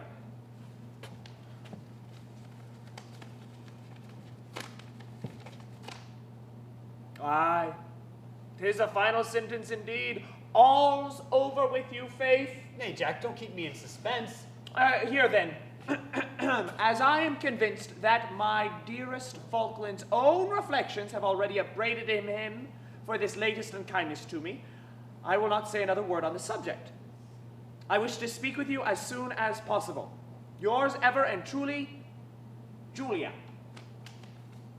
Aye, there's a stubbornness and resentment for you. Why, man, you don't seem one whit the happier at this. Oh, yes, I am. But Confound your buts. You never hear anything that would make another man bless himself, but you immediately curse it with a but. now, Jack, as you are my friend, own honestly. Don't you think there's something forward, something indelicate in this haste to forgive? Women should never sue for reconciliation. That should always come from us. They should retain their coldness to woo to kindness, and their pardon, like their love, should not unsought be won. I have not the patience to listen to you. Thou art incorrigible, so no more on the subject. There are a few matters I must attend to, but I will see you this evening a little before 6. Remember, at my lodgings. I feel his reproaches. His engaging me in this duel has started an idea in my head which I will instantly pursue. I'll use it as the touchstone of Julia's sincerity and disinterestedness. If her love prove pure and sterling ore, my name will rest on it with honor. And once I stamped it there, I lay aside my doubts forever.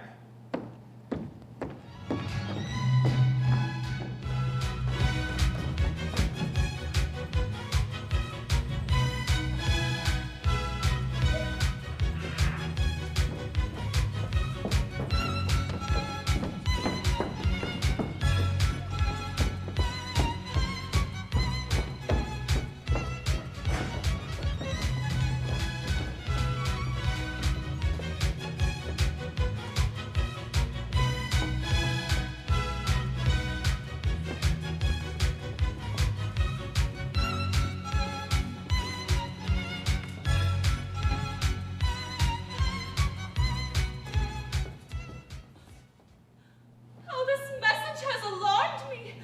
What dreadful accident can he mean? Oh, why such charge to be alone? Oh, Falkland, how many unhappy moments, how many tears have you cost me? Oh.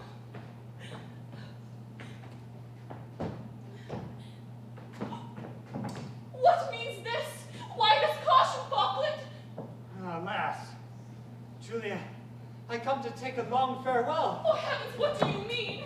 You see before you a wretch whose life is forfeited. Oh. Nay, start not. The infirmity of my temper has drawn all this misery on me. I left you fretful and passionate. An untoward quarrel has drew me into a quarrel. The event is that I must fly this kingdom instantly. Oh, Julia, had I been so fortunate as to have called you mine entirely before this mischance had fallen on me, I would not so deeply dread my banishment. But no more of that. Your heart and promise were given to one happy in friend's character and station. They are not bound to wait upon a solitary, guilty exile. My soul is oppressed with sorrow at the nature of your misfortune. I now entrust my person to your honor. We will fly together. When safe from pursuit, my father's will may be fulfilled, and I receive a legal claim to be the partner of your sorrows and tenderest comforter. Oh, Julia, I am bankrupt in gratitude. But the time is so pressing and calls on you for so hasty a resolution. Would you not wish some hours to weigh the advantages you forego, and what little compensation poor Falcon can make you beside his solitary love? I ask not a moment. No, Falkland, I have loved you for yourself. 'Twill be better I should not venture out again till dark. Perhaps your fortune may be forfeited by this unhappy act. I know not whether 'tis so, but sure that alone can never make us unhappy. The little I have will be sufficient to support us, and exile never should be splendid. Oh, Julia, I have proved you to the quick, and with this use of this device, I throw away all my doubts. How shall I plead to be forgiven this last unworthy effect of my restless disposition? Has no such disaster happened as you related? I'm afraid to own that it was all pretended. Hold, Falkland, that you are free from a crime which I before feared to name. Heaven knows how sincerely I rejoice. But that your cruel doubt should have urged you to an imposition that has wrung my heart gives me now a pang more keen than I can express. By heaven, Yet hear me. I now see it is not in your nature to be content or confident in love. With this conviction, I never will be yours. Nay, but Julia, by my solemn honor, if But after one word more.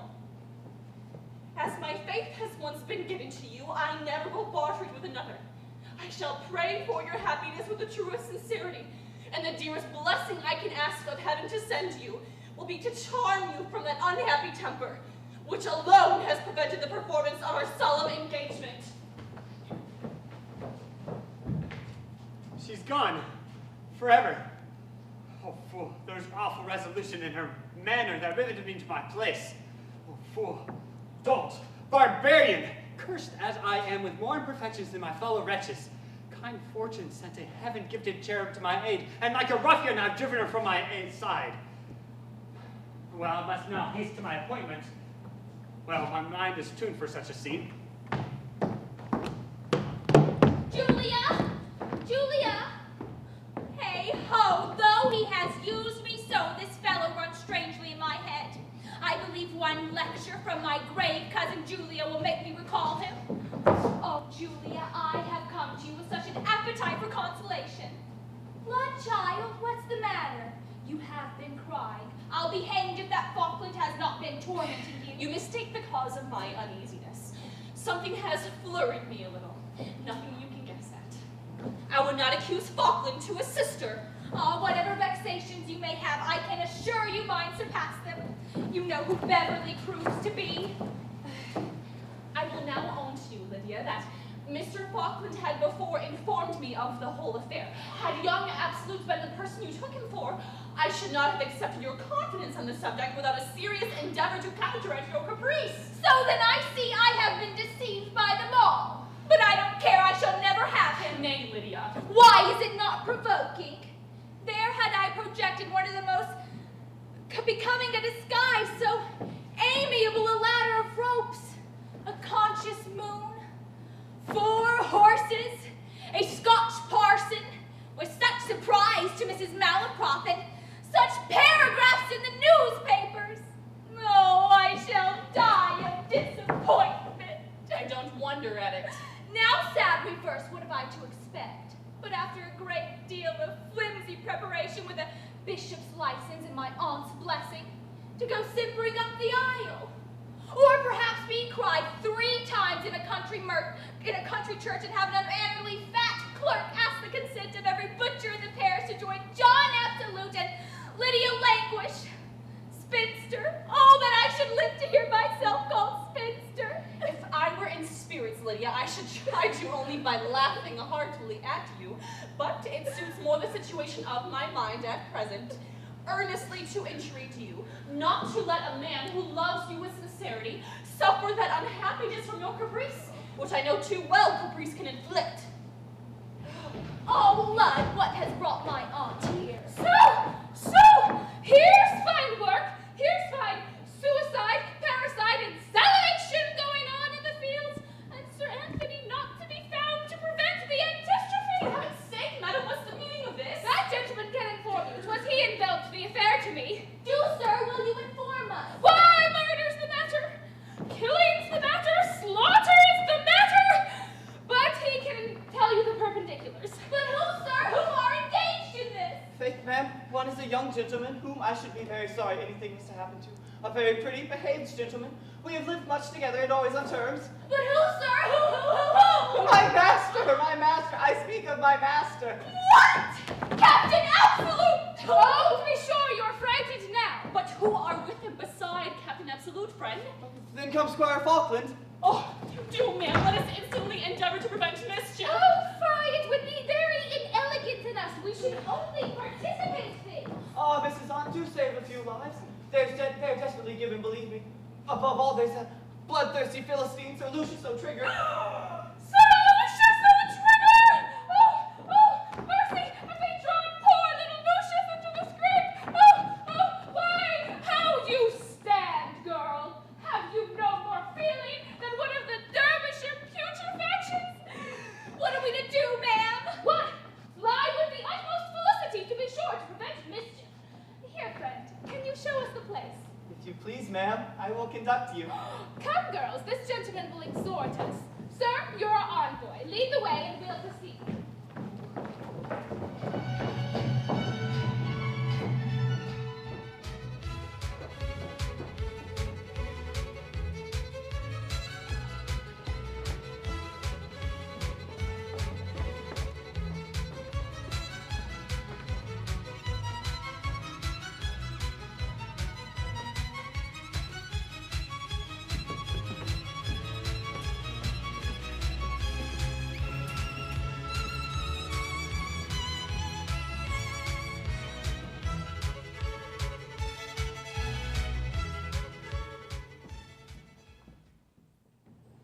By my valor, then, Sir Lucius, 40 yards is a good distance. Odds, levels, and names, I say it is a good distance. Is it for muskets or small sword pieces? Upon my conscience, Mr. Akers, you must leave those things to me. Stay now, I'll show you. There now, that is a mighty pretty distance. A pretty gentleman's distance. Zounds, we may as well find it in a sentry box.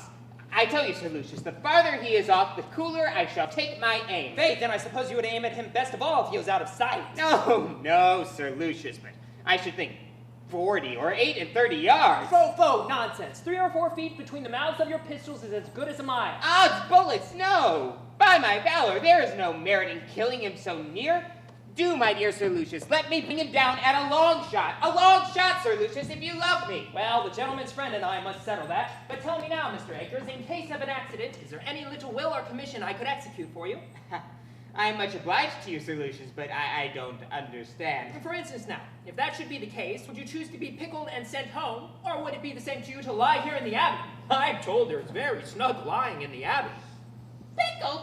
Snug lying in the Abbey? Odds tremors, Sir Lucius, don't talk so. I suppose, Mr. Akers, you never were engaged in an affair of this kind before. No, Sir Lucius, never before. Oh, that's a shame. There's nothing like being used to a thing. Sure they don't mean to disappoint us. Ah, no, Faith, I think I see them coming. Hey, what? Coming? Aye, who are those yonder getting over the side? There are 2 of them indeed.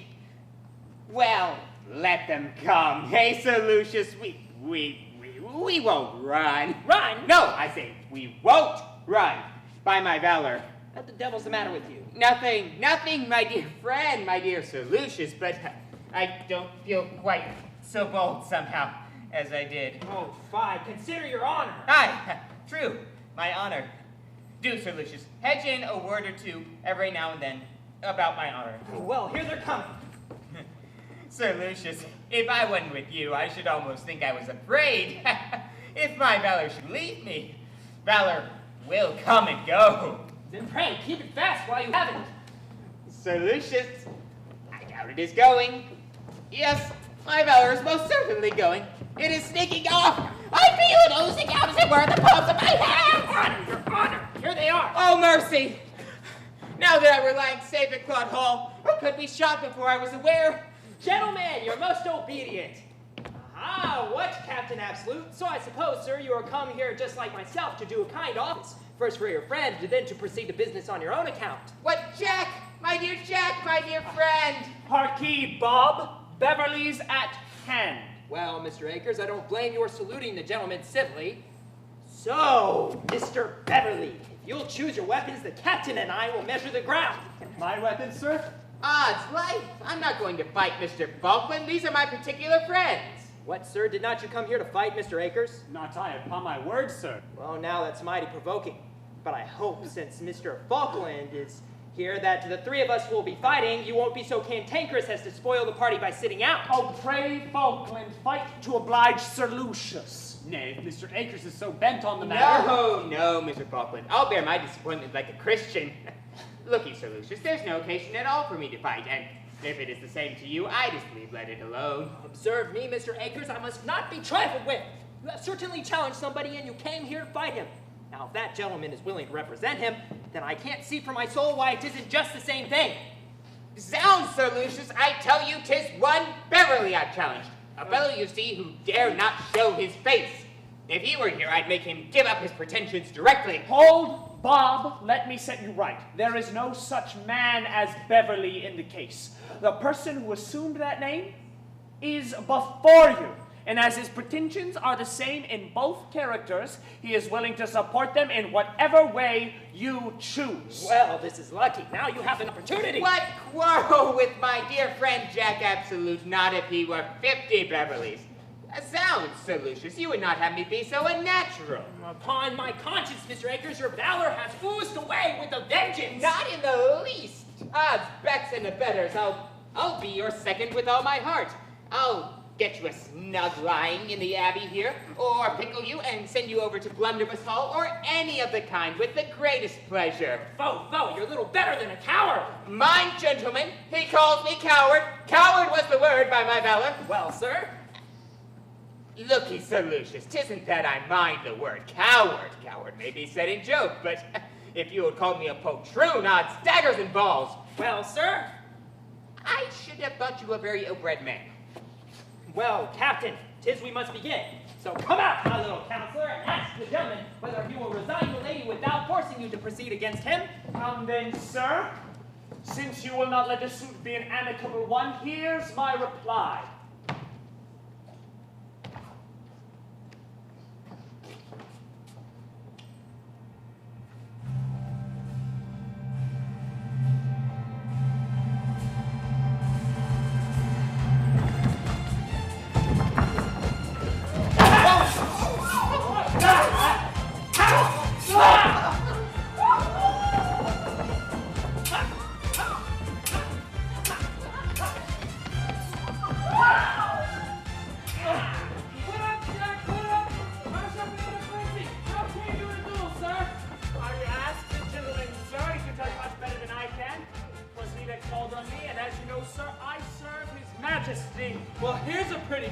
I catch him going to cut a man's throat, and he says he serves his majesty.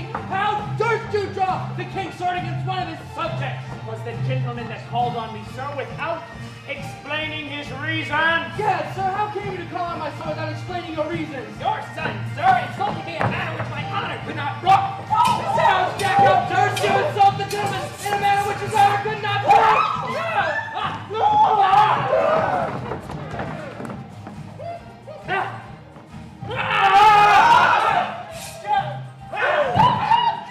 Let's have no honor before ladies. Captain Absolute, come here. How could you intimidate us so? Here's Lydia, frightened to death for you. For fear I should be killed or escape, ma'am.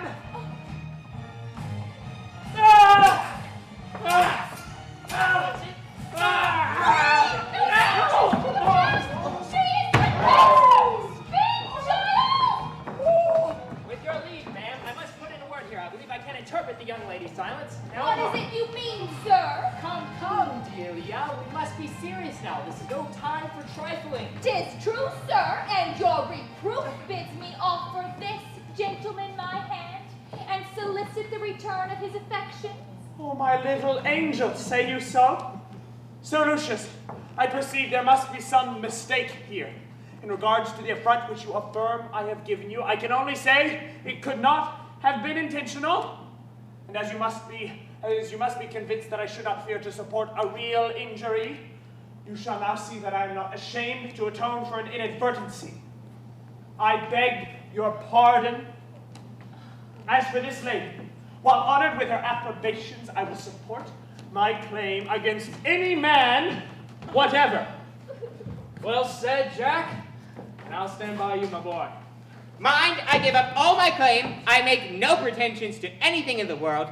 And if I can't get a wife without fighting for her, by my valor, I'll live a bachelor. Captain, give me your hand. An affront handsomely acknowledged becomes an obligation. And as for the lady, if she chooses to deny her own handwriting here. Oh, mercy. He will dissolve my mystery. Sir Lucius! Perhaps there's been some mistake. Perhaps I can illuminate. Pray, old gentlewoman, don't interfere where you have no business. Miss Languish, are you my Delia or not? Indeed, Sir Lucius, I am not. Sir Lucius O'Trigger! As ungrateful as you are, I own the soft impeachment. Pardon my blushes. I am Delia. You, Delia? Foe, be easy. Why, thou barbarous Van Dyke, those letters are mine. Perhaps when you are more sensible of my benignity, I may be brought to encourage your addresses. Mrs. Malaprop, I'm extremely sensible of your condescension, and whether you or Lucy have put this trick upon me, I'm equally beholden to you. And to show you that I am not ungrateful, Captain Absolute, since you have taken that lady from me, I'll give you my Delia into the bargain. I am obliged to you, sir, but here's our friend. Fighting Bob, unprovided for? Ah, little valor. Here will you make your fortune? Drinkles, no. But, give us your hand, Sir Lucius. Forget and forgive. But if ever I give you another chance of pickling me again, just say Bob Acres is a dunce, and that's all. Come now, Mrs. Malaprop, don't be cast down. You are in your bloom yet. Oh, Sir Anthony, men are all barbarians. He seems dejected and unhappy, not sullen. There was some foundation, however, for the tale he told me. Oh, woman, how true should be your judgment when your resolution is so weak? Julia, how can I sue for what I so little deserve? I dare not presume. Yet, hope is the child of penitence. Oh, Falkland, when you have not been more faulty in your unkind treatment of me than I am now in wanting inclination to resent it. As my heart honestly bids me place my weakness to the account of love, I should be ungenerous not to admit the same plea for yours. Now I shall be blessed indeed. What's going on here? So you've been quarreling too, I warrant. Come, Julia, I have never interfered before, but let me have a hand in the matter at last. All the faults I have ever seen in my friend Falkland seem to proceed from what he calls his warmth and delicacy of his affection for you. There, marry him directly. You'll find he'll mend surprisingly. Come now, I hope there is no dissatisfied person, but what is content? For as I have been disappointed myself, it will be very hard if I have not the satisfaction of seeing other people succeed better. You are right, Sir Lucius. So, Jack, I wish you joy. Mr. Falkland, the same. Ladies, come to show you I'm neither vexed nor angry. Odds, tamers and pipes. I'll order the fiddles in half an hour to the new rooms, and I insist on you all meeting me there. Yes, sir, I like your spirit. Tonight we single lads will drink a health to the happy couples and a husband to Mrs. Malaprop. Our partners are stolen from us, Jack. I hope to be congratulated by each other. Yours for having checked in time the errors of an ill-directed imagination, which might have betrayed an innocent heart. And mine for having, by her gentleness and candor, reformed the unhappy temper of one who by it made wretched whom he loved most, and tortured the hearts he ought to have adored. Well, we have both tasted the bitters and the sweets of love, with this difference only, that you always prepared the bitter cup for yourself, while I was always obliged to me for it, hey, Mr. Modesty. But come, no more of that. Our happiness is now as unallayed as general. Then let us study to preserve it so.